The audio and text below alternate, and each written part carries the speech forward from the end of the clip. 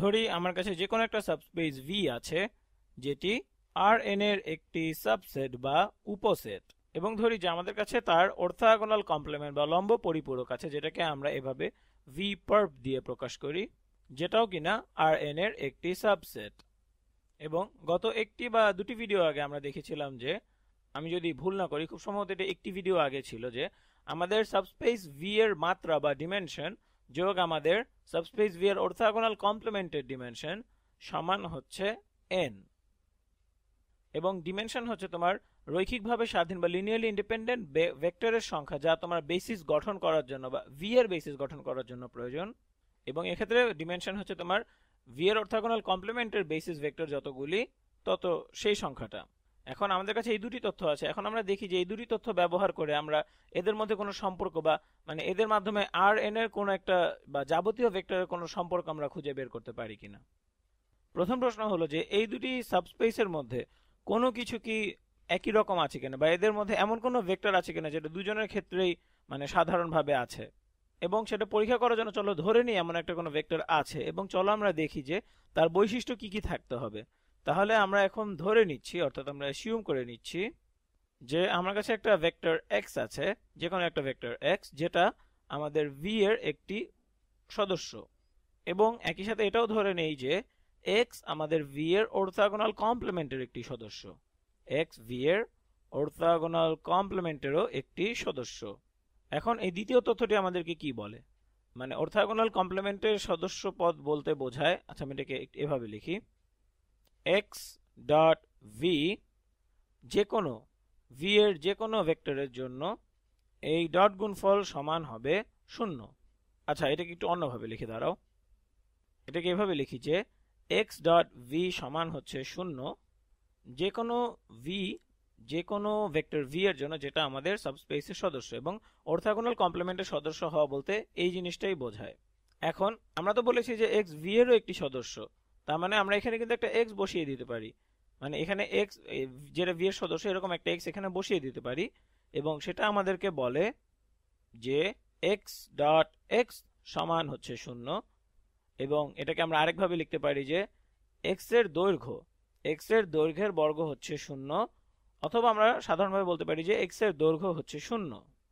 এবং এরকম কেবল একটি মাত্র ভেক্টর আছে যেটা আমাদের এই দুটি শর্তকে পূরণ করবে। তুমি নিজে এটা পরীক্ষা করে দেখতে পারো, এরকম একটি ভেক্টর আছে যেটা হচ্ছে 0 ভেক্টর, অর্থাৎ x সমান হতে হবে 0 ভেক্টর, কারণ 0 ভেক্টরের একমাত্র ভেক্টর যার সাথে নিজের ডট গুণফল করলে 0 পাবো, এবং যার দৈর্ঘ্য বা দৈর্ঘ্যের বর্গ 0 আসবে, যেটা আমরা অনেক অনেক ভিডিও আগে দেখিয়েছিলাম। তাহলে এটা আমাদেরকে বলে যে ভি এবং ভি এর ছেদ বিন্দু বা ইন্টারসেকশন, এখানে ভি এই উল্টো ইউ এর মতো চিহ্ন দ্বারা আমরা ইন্টারসেকশন বুঝি, বা যেখানে তারা ওভারল্যাপ করে, তাহলে ভি এবং ভি পার্পের ইন্টারসেকশন সমান হচ্ছে 0 ভেক্টরের সেট। তাহলে পুরো জিনিসটা বোঝানোর জন্য ধরো আমি যদি পুরো আর এন কে এখানে আঁকি, তাহলে ধরি এইরকম হচ্ছে আমাদের আর এন, তাহলে এটা হচ্ছে আর এন।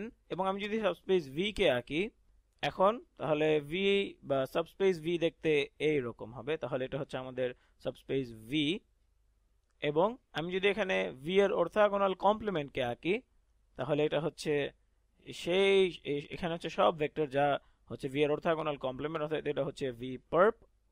তাহলে এটা হচ্ছে সেই সকল ভেক্টর যাদেরকে আমি ভি এর যে কোনো ভেক্টরের সাথে যদি ডট গুণফল করি তাহলে আমি পাবো 0, সুতরাং এটা হচ্ছে ভি পার্প। এবং একমাত্র বিন্দু যেখানে এই দুটি সাবস্পেস ওভারল্যাপ করে, বা এটা একমাত্র বিন্দু যেটা তাদের ইন্টারসেকশন, এটা হচ্ছে 0 ভেক্টর। এটাই হচ্ছে একমাত্র বিন্দু যেখানে তারা ইন্টারসেক্ট করে। তাহলে এটা তো জানলাম যে 0 ভেক্টর ভি এবং ভি এর অর্থোগোনাল কমপ্লিমেন্টের একটা মানে সাধারণ সদস্য। এখানে খুব একটা বেশি মানে আহামরি কিছু ছিল না। এখন চলো দেখি মানে এমন কিছু মানে এদের মধ্যে আন্তঃসম্পর্ক বের করতে পারি কিনা, মানে যে কোনো সাধারণ আর এন এর যে কোনো একটা কিছুর জন্য বের করতে পারি কিনা। এখন চলো এরকম ধরে নেই যে এখানে এখানে লিখি এটাকে, এরকম ধরে নেই যে আমাদের সাবস্পেস ভি এর ডিমেনশন হচ্ছে কে। এটা ধরে নিলাম যে ডিমেনশন হচ্ছে কে, এবং আমরা জানি যে এই কে এবং ভি এর অর্থোগোনাল কমপ্লিমেন্টের ডিমেনশন যোগ করলে আমরা এন পাবো, কারণ আমরা আর এন নিয়ে কাজ করছি। এটাকে লিখে দিই এখানে, ভি হচ্ছে আর এন এর একটি সাবসেট, এবং ভি এর অর্থোগোনাল কমপ্লিমেন্ট আর এন এর একটি সাবসেট। এটাকে আমি এখানে এঁকেছি। তাহলে আমরা বলছি যে ভি এর ডিমেনশন হচ্ছে কে। তাহলে এখন প্রশ্ন হলো যে ভি এর অর্থোগোনাল কমপ্লিমেন্টের ডিমেনশন কত হবে? ডিমেনশন ভি এর অর্থোগোনাল কমপ্লিমেন্টের কত হবে? মনে করে দেখো আমরা উপরে কি লিখেছিলাম যে এই দুটি যোগ করলে আমরা পাবো n। সুতরাং ভি এর অর্থোগোনাল কমপ্লিমেন্টের ডিমেনশন কত হতে হবে? অবশ্যই n মাইনাস কে হতে হবে। এখানে দেখো এটার ডিমেনশন যদি হয় কে এবং এটার ডিমেনশন যদি হয় n মাইনাস কে, তখনই কেবল আমরা এদের যোগফল করে পাবো n। সুতরাং এর ডিমেনশন হবে n মাইনাস কে। এখন ডিমেনশন মানে কি? এটা হচ্ছে সেই সকল ভেক্টরের লিনিয়ারলি ইন্ডিপেন্ডেন্ট ভেক্টরের সংখ্যা যা তোমার বেসিস গঠন করার জন্য প্রয়োজন। তাহলে ধরি আমার কাছে kটি ভেক্টর আছে, অর্থাৎ v1 v2 এভাবে করে vk পর্যন্ত, এবং এরা হচ্ছে বেসিস v এর জন্য বেসিস, এবং এরা যেহেতু বেসিস তার মানে এরা লিনিয়ারলি ইন্ডিপেন্ডেন্ট এবং তারা v কে স্প্যান করে, অর্থাৎ v এর যে কোনো সদস্যকে আমরা এদের বিভিন্ন রৈখিক সংযুক্তি বা লিনিয়ার কম্বিনেশনের মাধ্যমে দেখাতে পারি। এখন v এর অর্থোগোনাল কমপ্লিমেন্টের ডিমেনশন কত? এটা হচ্ছে n মাইনাস কে। সুতরাং আমাদের n মাইনাস টি ভেক্টর থাকবে এখানে। তাহলে এর ভেক্টরগুলো হচ্ছে এটার নাম দিয়েছে ধরো w দিলাম, w1 w2 এভাবে করে wn মাইনাস কে পর্যন্ত, এবং এটা হচ্ছে একটা বেসিস, এটা হচ্ছে v এর orthogonal complementary basis for the orthogonal complement of v। তার মানে এখানে যে কোনো সদস্যকে আমরা এদের লিনিয়ার কম্বিনেশনের মাধ্যমে দেখাতে পারবো এবং এরা লিনিয়ারলি ইন্ডিপেন্ডেন্ট, মানে এদের মাঝে কোনো বাড়তি বা রিডান্ডেন্ট ভেক্টর নেই। এখন আমি তোমাদেরকে এখানেই বলে দিব যে আমি এখানে কি করতে চাচ্ছি। আমি দেখতে চাচ্ছি আমি এই দুটো সেটকে সংযুক্ত করে সমস্ত আর এন এর জন্য আমরা কোনো বেসিস গঠন করতে পারি কিনা। এখানে আমি মূলত এটাই দেখতে চাচ্ছি। তাহলে মানে চলো আমরা এভাবে লিখি, মানে আমরা ধরে নেই যে যে কোনো কনস্ট্যান্ট, যে কোনো ধ্রুবক বা কনস্ট্যান্ট c1 গুণ v1 যোগ c2 গুণ v2 এভাবে করে পুরো ck গুণ vk পর্যন্ত, যোগ এর সাথে যোগ করব আমরা এর সাথে কোন একটা ধ্রুবক বা কনস্ট্যান্ট দিয়ে, অর্থাৎ এখানে নাম দিলাম d। তাহলে d1 w1 যোগ d2 w2 এভাবে করে পুরো dn মাইনাস k গুণ wn মাইনাস k পর্যন্ত। এখন ধরি যে আমি এই পুরো জিনিসটার সমষ্টি বা এই পুরো যোগফলটাকে শূন্য ভেক্টরের সমান করতে চাচ্ছি, এবং এই সমষ্টিটি সত্য হবে এখানের এই স্কেলারগুলোর যে কোনো মানের জন্য। বা আমরা তো জানি এমন কোনো একটা সমাধান তো অবশ্যই এখানে আছে যেটার জন্য এটা শূন্য হবে। এই যে এখানে যে c1 c2 ck d1 d2 dn minus k এরা যে আছে, এদের মান যদি শূন্য হয়, তাহলে এখানে যদি আমরা শূন্য দিয়ে গুণ করি তাহলে তো এটা সত্য হয়। এখানে আরো সমাধানও থাকতে পারে, এবং যদি আর কোনো সমাধান না থাকে, শুধু যদি একটাই সমাধান থাকে, তাহলে আমরা বুঝে নিব যে মানে শূন্যটা যদি একমাত্র সমাধান হয় তাহলে বুঝে নিব যে এই ভেক্টরগুলো পরস্পরের সাপেক্ষে লিনিয়ারলি ইন্ডিপেন্ডেন্ট, এবং সেটাই যদি ক্ষেত্র হয় যেটা পরস্পরের সাপেক্ষে লিনিয়ারলি ইন্ডিপেন্ডেন্ট হয়, তার মানে এরা সবাই আর এন এর জন্য একটা বেসিস গঠন করবে। এবং এটা নিয়ে হয়তো আমি তোমাদেরকে একটা ভিডিও করে প্রমাণ করে দেখাবো। তাহলে আমরা এখন দেখবো যে এখানে এটা কি একমাত্র সমাধান শূন্য কিনা নাকি আরো কোনো সমাধান আছে। তাহলে এখন আমরা এই সমীকরণটি নিয়ে কাজ করবো, এবং আমরা তো বলেইছি যে এখানে সি বা কনস্ট্যান্ট গুলো সি এবং ডি এদের মান শূন্য হলে এই সমীকরণটা সত্য হয়, এবং অন্য কোনো মান আছে কিনা সেটা আমরা দেখবো। তাহলে চলো যে ডি ডাব্লিউর সাথে যেসব ডাব্লিউ সম্পৃক্ত উপাদানগুলো আমরা সমীকরণ উভয়পক্ষ থেকে বিয়োগ, তাহলে এটা সমান কি হবে? এখানে আমরা ডাব্লিউ সম্পৃক্ত উপাদানগুলোকে উভয়পক্ষ থেকে বিয়োগ করবো। সুতরাং এখানে থাকছে c1 v1 যোগ c2 v2 এভাবে করে পুরো ck vk পর্যন্ত, এবং আমরা ডাব্লিউ সম্পৃক্ত উপাদানকে উভয়পক্ষ থেকে বিয়োগ করছি। সুতরাং এখানে শূন্য তো থাকবেই, শূন্যকে না লিখলেও চলে, আসলে এটা শূন্যই। তারপর আমি এখানে লেখাটা প্রয়োজন বোধ করছি কারণ তোমরা বুঝতে সুবিধা হবে তোমাদের। তাহলে শূন্য বিয়োগ ডাব্লিউ সম্পৃক্ত উপাদানগুলো, অর্থাৎ শূন্য বিয়োগ d1 w1 যোগ d2 w2 এভাবে করে পুরো dn মাইনাস k গুণ wn মাইনাস k পর্যন্ত। তাহলে আমি কি করলাম, আমি এই সব উপাদানগুলোকে নিলাম এবং সমীকরণ উভয়পক্ষ থেকে বিয়োগ করে দিয়েছি, এবং এখানে শূন্যটা আসলে লেখার প্রয়োজন ছিল, এটা কিছুটা বাড়তি, তারপরেও লিখেছি আর কি, এটা কিছুটা বাড়তি বলা যায়। তাহলে এখানে আমার কাছে কি আছে? আমার কাছে এখানে আমার ভি এর বেসিস ভেক্টরগুলোর কিছু একটা লিনিয়ার কম্বিনেশন আছে এখানে। এটা কিন্তু আর কিছু না, এটা কিন্তু বেসিস ভি এর যে কিছু লিনিয়ার কম্বিনেশন। অর্থাৎ এটাকে আমরা একটা ভেক্টর হিসেবে কিন্তু বিবেচনা করতে পারি। ধরো এটাকে নাম দিলাম এক্স। এক্স সমান হচ্ছে c1 v1 যোগ c2 v2 এভাবে করে পুরো ck vk পর্যন্ত। এখন যেহেতু x সমান হচ্ছে v এর বেসিস ভেক্টরগুলোর একটা লিনিয়ার কম্বিনেশন, সুতরাং আমরা বলতে পারি যে x আমাদের বেসিস বা সাবস্পেস v এর একটি সদস্য। যে কোনো সাবস্পেসের বেসিস ভেক্টরের যে কোনো লিনিয়ার কম্বিনেশন সেই সাবস্পেসের একটি সদস্য হবে, এটা সংজ্ঞা অনুযায়ী সত্য। একইভাবে সমীকরণের ডান পাশে আমার কাছে কি আছে? আমার কাছে আছে কিছু বেসিস ভেক্টরের লিনিয়ার কম্বিনেশন, যে বেসিস ভেক্টরটি হচ্ছে v এর অর্থোগোনাল কমপ্লিমেন্টের, তাই না? তাহলে সমীকরণের ডান পাশে আমাদের এখানে যে অংশটা আছে, এই পুরো জিনিসটা, এখানের এই পুরো জিনিসটা, এটাকে আমরা বলতে পারি কি? এটা হচ্ছে একটি লিনিয়ার কম্বিনেশন বা কোনো লিনিয়ার কম্বিনেশন, সাম লিনিয়ার কম্বিনেশন আমাদের v এর অর্থোগোনাল কমপ্লিমেন্টের বেসিস ভেক্টরগুলোর, v এর অর্থোগোনাল কমপ্লিমেন্টের বেসিস ভেক্টরগুলোর। তাহলে এরা এখানে যে এটাকে একটা নাম দিই, এটাকে একটা ভেক্টর ধরে নিই। আচ্ছা, এরা যেহেতু সমান, সুতরাং এটার নামও দিতে পারি আমরা x, এটাও x, এবং এখানে যেটা আমরা ধরছি এই ভেক্টরটাও x। এবং আমরা জানি যে এটা যেহেতু v এর অর্থোগোনাল কমপ্লিমেন্টের বেসিস ভেক্টরগুলোর একটি লিনিয়ার কম্বিনেশন, সুতরাং এই x ও হবে v এর অর্থোগোনাল কমপ্লিমেন্টের বা v পার্পের একটি সদস্য। এখন জিনিসগুলো একটু পুনরালোচনা করি, কারণ আমার মনে হচ্ছে এগুলো একটু বিভ্রান্তিকর হতে পারে। আমি এখানে একটা সমীকরণ দাঁড় করিয়েছি এবং আমরা জানি সমীকরণের অন্তত একটি সমাধান আছে, যে কনস্ট্যান্টগুলোর মান 0 হলে এটা সমাধান দিবে।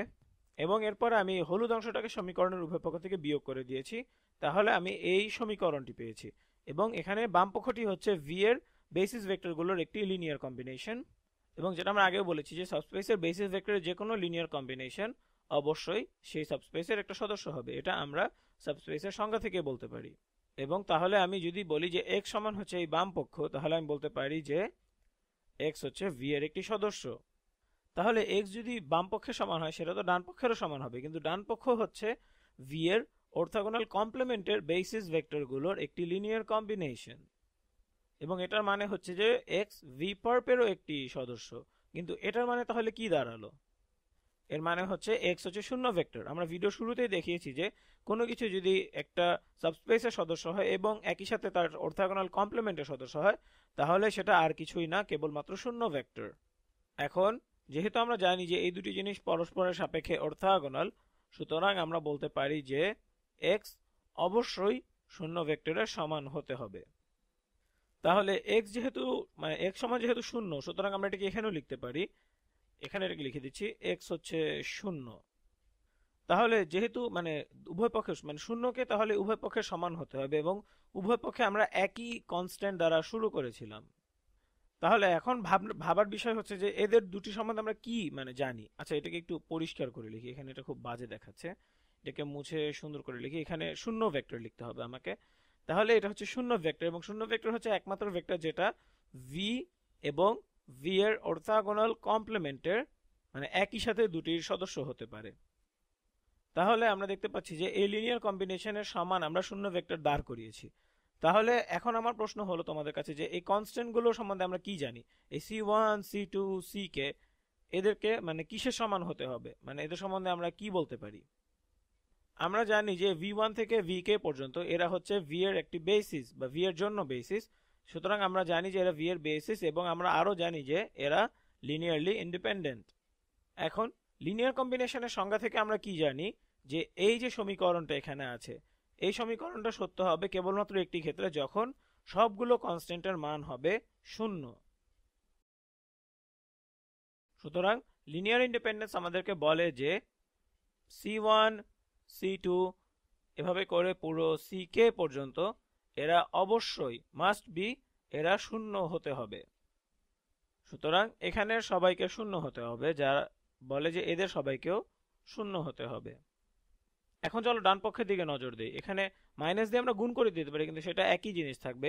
এখানে হচ্ছে v পার্পের বেসিস ভেক্টরের লিনিয়ার কম্বিনেশন আমাদের কাছে আছে, এবং যেহেতু আমরা জানি যে এই w1 w2 wn-k এরা সবাই হচ্ছে লিনিয়ারলি ইন্ডিপেন্ডেন্ট। সুতরাং আমরা বলতে পারি যে এই সমীকরণের শূন্য হওয়ার একমাত্র সমাধান হচ্ছে যদি সবগুলো কনস্ট্যান্টের মান হয় শূন্য। লিনিয়ার ইন্ডিপেন্ডেন্সের সংজ্ঞা থেকে আমরা এই কথাটা বলতে পারি, এদের সবার মান হতে হবে শূন্য। এখন মানে এই মাইনাস চিহ্নর কারণে তোমার হয়তো কিছুটা মানে ভিন্ন মনে হতে পারে এটা থেকে, এটা কিন্তু এখানে আসলে একই কথা। কিন্তু এখানে -d1 শূন্য হতে হতো, -d2 কে শূন্য হতে হতো, -dn-k কে শূন্য হতে হতো। মানে পুরো জিনিসটা কিন্তু আসলে একই জিনিস থাকছে, শুধু মাইনাস চিহ্ন দিয়ে গুণ হয়ে যাচ্ছে। সুতরাং লিনিয়ার ইন্ডিপেন্ডেন্সের সংজ্ঞা ব্যবহার করে বা সেটা সূত্র ধরে আমরা বলতে পারি যে এই সমীকরণের একমাত্র সমাধান হচ্ছে যখন এই সবগুলো কনস্ট্যান্টের মান হবে শূন্য। তার মানে দাঁড়াচ্ছে d1 d2 এভাবে করে পুরো dn-k পর্যন্ত অবশ্যই শূন্য হতে হবে। তাহলে একটু উপরের দিকে নজর দেই। এটা ছিল আমাদের আসল সমীকরণ যেটা নিয়ে আমরা কাজ শুরু করেছিলাম। এটা ছিল সেই আসল সমীকরণ, এবং এই সমীকরণটাকে একটু নাড়াচাড়া করে আমরা এখানের এই দুটি সমীকরণ পেয়েছি বা এই জিনিসটা পেয়েছি, যেখান থেকে আমরা দেখছি যে লিনিয়ার ইন্ডিপেন্ডেন্সের সংজ্ঞা ব্যবহার করে আমরা বলতে পারছি যে এই সমীকরণ দুটি মানে সত্য হবে কেবল তখনই যখন এদের কনস্ট্যান্টগুলোর মান হবে শূন্য। তার মানে আমরা বলতে পারি যে এখানে c1 থেকে ck পর্যন্ত এবং d1 থেকে dn-k পর্যন্ত সবাইকে শূন্য হতে হবে যদি আমাদের এই বড় সমীকরণটাকে সত্য হতে হয়। এখন যে কথাটা আমি মাত্র বললাম এই কথা থেকে আমরা কি বলতে পারি, এই কথাটা আমাদেরকে একটা তথ্য দেয়, যেটা হচ্ছে আমি এখানে নিচের দিকে লিখছি এটাকে।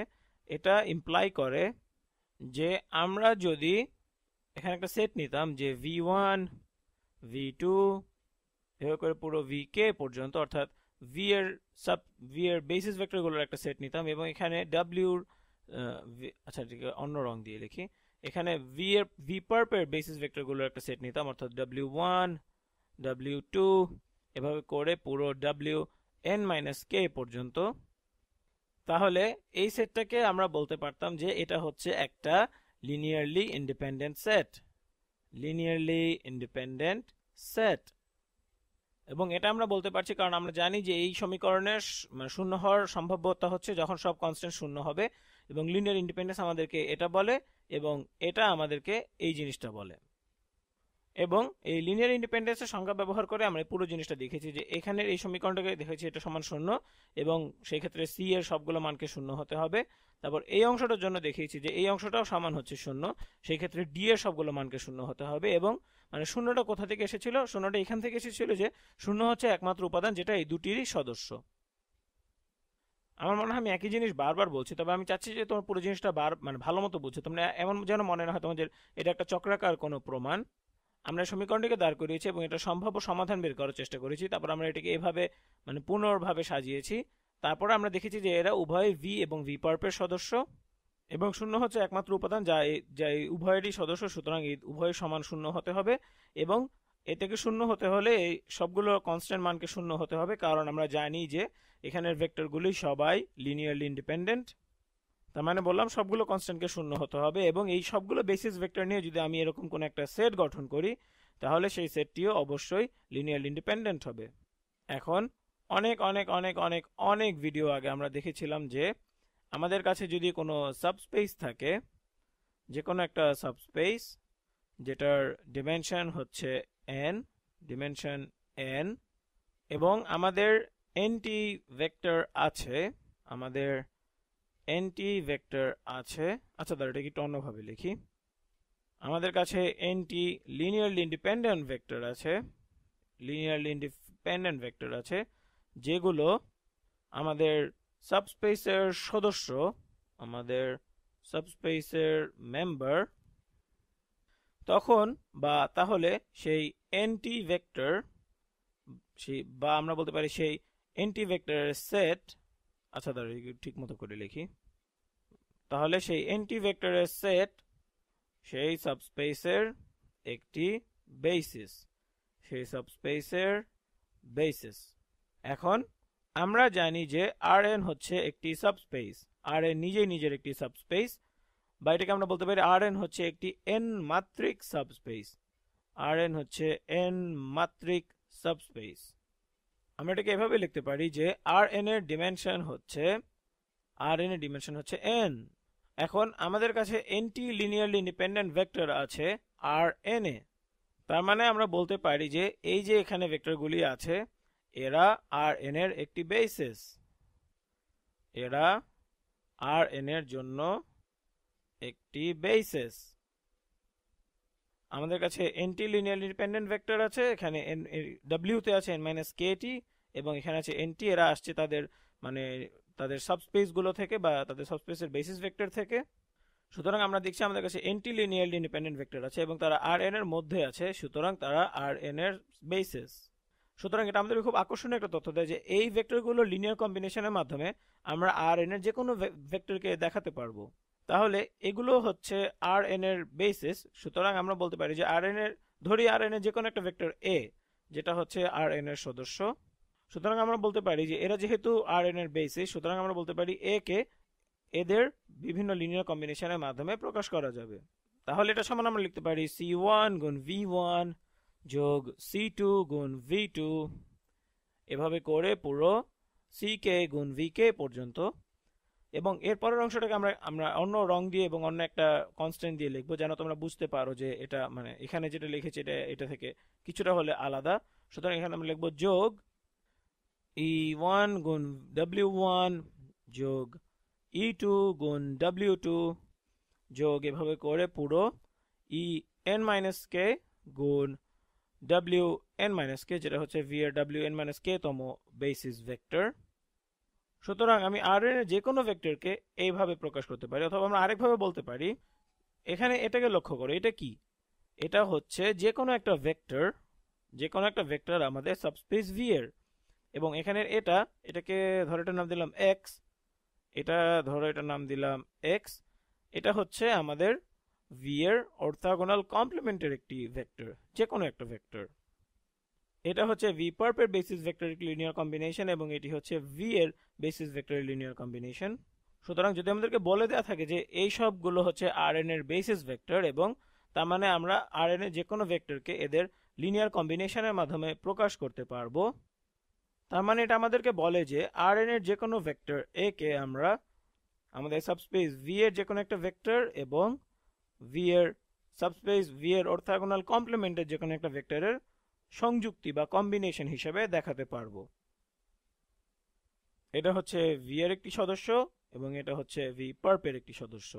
তাহলে এটা বেশ আকর্ষণীয় একটা ধারণা, কারণ তুমি আমাকে যে কোনো একটা সাবস্পেস দাও, আমি সেই সাবস্পেসের অর্থোগোনাল কমপ্লিমেন্ট বের করব, তারপর Rn এর যে কোনো ভেক্টর, Rn এর যে কোনো ভেক্টর যেটাকে আমরা আমাদের সাবস্পেস এবং সাবস্পেসের অর্থোগোনাল কমপ্লিমেন্টের যোগফল বা সংযুক্তি হিসেবে দেখাতে পারবো। এখন পরবর্তী প্রশ্ন তুমি যেটা করতে পারো সেটা হচ্ছে যে এই যে আমরা এখানে একটা এই যে সমীকরণটা, এটা কি অনন্য কিনা, এই যে এখানে যেটা আমরা দেখালাম এটা কি ইউনিক কিনা। চলো এটাকে পরীক্ষা করে দেখে ফেলি। চলো আমরা ধরে নেই যে এটা ইউনিক না, এটা ধরে আমরা এটাকে পরীক্ষা করি। তাহলে ধরে নেই যে এটা ইউনিক না, ধরে নেই এটা ইউনিক না। তাহলে সেই ক্ষেত্রে আমরা ধরে নিচ্ছি যে আমাদের কাছে যে কোনো একটা ভেক্টর আছে a যেটি Rn এর সদস্য। তাহলে আমরা এটাকে এভাবে দেখাতে পারবো, a হচ্ছে আমাদের সাবস্পেস v এর যে কোনো একটি সদস্য যোগ আমাদের সাবস্পেসের অর্থোগোনাল কমপ্লিমেন্টের যে কোনো একটি সদস্য। এটা হচ্ছে আমরা একভাবে দেখাতে পারি, অথবা এটাকে আরেকভাবে দেখাতে পারি যে আমাদের সাবস্পেস v এর একটি অন্য সদস্য এবং v এর অর্থোগোনাল কমপ্লিমেন্টের অন্য একটি সদস্য। তাহলে x1 এবং x2 হচ্ছে v পার্প এর সদস্য এবং v1 এবং v2 হচ্ছে v এর সদস্য। এবং যেহেতু এরা ইউনিক না, সুতরাং আমরা একে এই দুই ভাবে প্রকাশ করতে পারি। সুতরাং পরিষ্কারভাবেই সমীকরণের এই পাশ এবং এই পাশ সমান, কারণ এরা a কে একই সাথে প্রকাশ করে। তাহলে এটাকে আমি এভাবে বলতে পারি যে আমি যদি উভয় পক্ষ থেকে v2 কে বিয়োগ করে দেই, তাহলে আমি পাই v1 minus v2, v1 minus v2 সমান হচ্ছে, আমি এখন সমীকরণের উভয় পক্ষ থেকে x1 কে বিয়োগ করে দিব, তাহলে এখানে পাচ্ছি x2 মাইনাস x1। এখন আমরা জানি যে এরা উভয় কিন্তু সাবস্পেস v এর সদস্য এবং আমরা জানি যে যে কোনো সাবস্পেসের ক্ষেত্রে এটা মানে এটা যোগের জন্য সীমাবদ্ধ বা বিয়োগের জন্য সীমাবদ্ধ। তাহলে আমরা এটাকে এভাবে বলতে পারি যে v1, এটাকে এখানে লিখি v1 মাইনাস, আচ্ছা ধরো এখানে একটা কোনো নতুন ভেক্টর নেই g, যেটা সমান হচ্ছে এটা এবং এ পাশের এটা উভয় সমান হচ্ছে জি। এখানে জি হচ্ছে V minus V one minus V two. সুতরাং আমরা জানি যে সাবস্পেস মানে যোগের জন্য বিয়োগের জন্য সীমাবদ্ধ। সুতরাং আমরা যদি দুটি ভেক্টরের পার্থক্য নেই, সেই পার্থক্য যে ফলাফল ভেক্টরটা হবে সেটাও আমাদের সাবস্পেসের একটি সদস্য হবে। সুতরাং জি আমাদের সাবস্পেস ভি এর একটি সদস্য হবে। এবং এখানের এই অংশটা এটাকেও আমরা সমান ধরেছি জি। এখন এই অংশটাও মানে এখানে x1 এবং x2 উভয়ই হচ্ছে ভি পার্পের সদস্য, তাই না? সুতরাং এদেরও যদি আমরা পার্থক্য নেই, সেটা আমাদের ভি পার্পের মধ্যেই থাকবে, কারণ এটাও আমাদের একটা সাবস্পেস। সুতরাং এটাও যোগ এবং বিয়োগের জন্য সীমাবদ্ধ। সুতরাং আমরা বলতে পারি যে এর ফলাফল যেটা হচ্ছে জি, সেটাও আমাদের ভি পার্পের একটি সদস্য, ভি পার্পের একটি সদস্য। এখন এটা আমরা মানে অনেক শুরু থেকেই করে আসছি এবং ভিডিও শুরুতেও বলেছি যে একমাত্র ভেক্টর যেটা একটা সাবস্পেস এবং তার অর্থোগোনাল কমপ্লিমেন্টের সদস্য হয় সেটা হচ্ছে শূন্য ভেক্টর। সুতরাং এখানের এই জিনিসটিও হবে শূন্য ভেক্টর। এখন এটা যেহেতু শূন্য ভেক্টরের সমান, সুতরাং আমরা বলতে পারি যে v1 মাইনাস v2 সমান হচ্ছে শূন্য ভেক্টর, যেটা ইমপ্লাই করে যে v1 সমান হচ্ছে v2। এবং আমরা আরো জানি যে x2 মাইনাস x1 হচ্ছে শূন্য ভেক্টর। সুতরাং আমরা বলতে পারি x2 সমান হচ্ছে x1। তাহলে আমরা Rn এর যে কোনো একটা ভেক্টরকে আমরা বলেছি যেটা দুভাবে প্রকাশ করতে পারি, এবং আমরা যে দুভাবে প্রকাশ করা যায় সেই দুইভাবে এখানে লিখে ফেলেছি বা লিখেছিলাম। কিন্তু আমরা পরবর্তীতে দেখতে পেলাম যে v1 হচ্ছে v2 এর সমান এবং x1 হচ্ছে x2 এর সমান। সুতরাং এখানে শুধু একটাই মাত্র অনন্য উপায় আছে Rn এর যে কোনো ভেক্টরকে দুটি সাবস্পেস এবং সাবস্পেসের অর্থোগোনাল কমপ্লিমেন্টের দুটি ভেক্টরের সমষ্টি হিসেবে প্রকাশ করার।